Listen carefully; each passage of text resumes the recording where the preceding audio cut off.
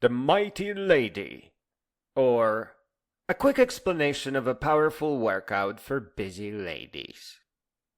Boys are doing it wrong. They lift too heavy and thus can't lift for long enough to ever lift heavier. You must start in the beginning of the rack with 3 or 5 pound dumbbells and focus on establishing a 30 to 60 minute non-stop dumbbell workout. That's right. Duration is more important than weight.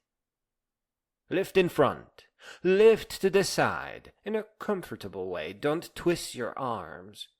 And above your head, and do some bicep curls. Do 5 to 10 lifts until your hands get tired, and switch to the next dumbbell exercise, where the muscles you just used rest and you work on some other group. Do not swing your weights on your joints as boys do. Use your muscles. If 5 pounds makes you stop for a few seconds all too frequently, switch to 3 pounds and then go back when your arms have rested. Please do not just listen to music. You need to hit every beat. One beat up, the next beat down, as that is how you enter a very pleasant dance trance. Aside from helping you move your entire body, as dance is an instinct, this will distract you away from stopping. It's like driving a car. Hours will turn to minutes. You will need to select slow music at first. Country, romance, ballads. As you get stronger, you can go up to pop, Eurodance, techno, and rave. The faster you move, the more fat you burn. The heavier you lift, the bigger the muscle. And by heavier, I don't mean 25 pounds. Not at all. Not at all. You only ever move by 2.5 pounds forward, so your heavier is going to be 7.5 pounds, and then 10 pounds. And 12.5 makes for huge muscle. By the time you get to 15, 17.5, and 20, oh boy, that may be a little bit too much muscle, but that's entirely up to you. Now listen carefully. Lifting heavier, right at the edge of which you can handle, at first that is likely going to be 7.5 pounds per hand for an hour non-stop, or near enough, will initially completely overwhelm you. Not because it's heavy, but because you don't have the endurance of moving something at the limit for 1 hour. Just like joggers don't have the endurance to at first run their entire route non-stop. You will likely have a similar problem with 5 pounds. It will just make you stop after 30 seconds or 1 minute. Don't worry about that. That's not about the weight, it's about the endurance. In order to break through that, you will need a class of stopwatches called interval timers. It's just 2 countdown timers, one for rest, the other for workout, that go around in a preset number of rounds, for example 10. You can find apps that are free and without ads that will beep over your music, and there is a clip-on version where you clip it on your belt or wear it on your wrist. I had to buy 2 or 3 because they kept falling apart on me. You're always sweating, it's a moist environment. Well, they work. Here you use the vibrate mode, and again, focus on hitting every beat of your songs. Please know that people, even trainers, use these things wrong. Well, the interval timer kind of puts trainers out of a job. It is a digital trainer that actually works. People use them wrong because the point of an interval timer is not some weird workout routine, but slow elimination of all the rest periods.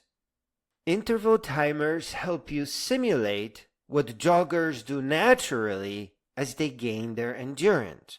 In fact, if you don't mind the extra work, you can start jogging with 3-pound dumbbells, then 5-pound dumbbells, and somewhere around 7 pounds come into the gym, and instead of just carrying the dumbbells, you will be pretty much able to lift them above your head and move them to the side. So the interval timer is only necessary when you need to do things quickly, reliably, and precisely.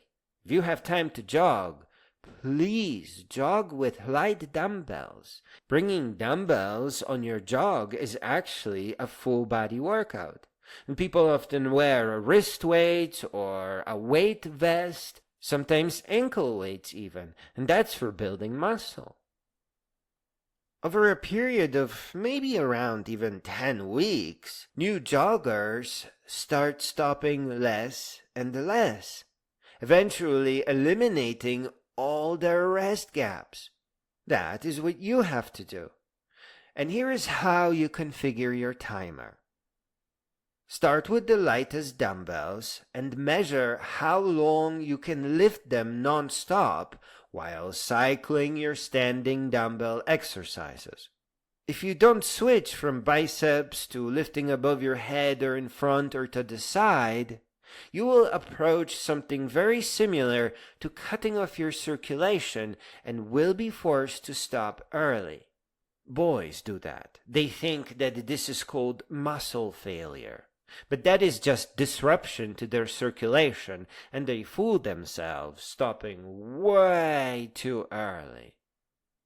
Now, enter your workout duration into your timer, and then do your best to guess or measure how long you need to rest to have the same workout again, and enter that as your rest duration. If you can work out for 1 minute and you need 2 minutes to rest, and then set your rounds to 10, that is 1 minute plus 2 minutes times 10 rounds. So a 30-minute workout, precisely measured out by a digital trainer.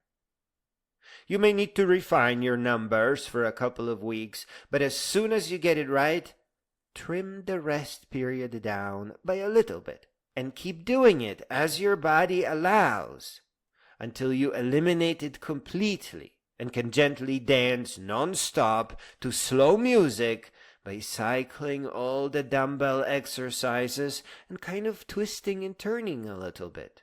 Don't be ashamed to look different at the gym. All the men know that they are stuck, that they haven't grown any muscle, and they may even suspect it's because they are lifting too heavy, which is forcing them not to lift for long enough.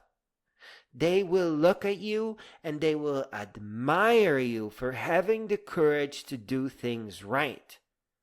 So don't worry about looking unusual at the gym. A non-stop workout, or a warrior workout, shows results weekly if you do it every day. And because this is a standing routine, you are always balancing your body. So you get abdominal muscles, leg muscles, and shoulders without needing to perform any special exercises or muscle isolations. And because you are not isolating muscles like boys do, as your muscles grow, they are always perfectly aesthetically balanced. It's a very natural pattern of growth. You're just moving around with some weights, so everything happens naturally and correctly. Be sure to drink plenty of water and add vegetable juice to your diet to take care of any potential muscle function problems.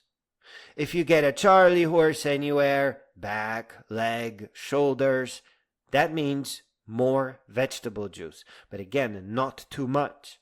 Don't overdose on vegetable juice. A large part because it tastes awful. Lastly, you will get sore muscles for the first couple of weeks, but that is not because of the gym, but because you are out of shape. The aches come from the fact that your musculature is restarting, reawakening. It's moving towards your natural state. You are a warrior. You're an animal. So it's going to ache a little bit at first. But you know what? Just ignore it completely. Except for 2 young ladies whom I overheard complaining, "Oh my god, that's like 2 weeks of pain." nobody else has ever complained about this. People are so happy from seeing amazing results that they just forget about it as soon as the aches go away.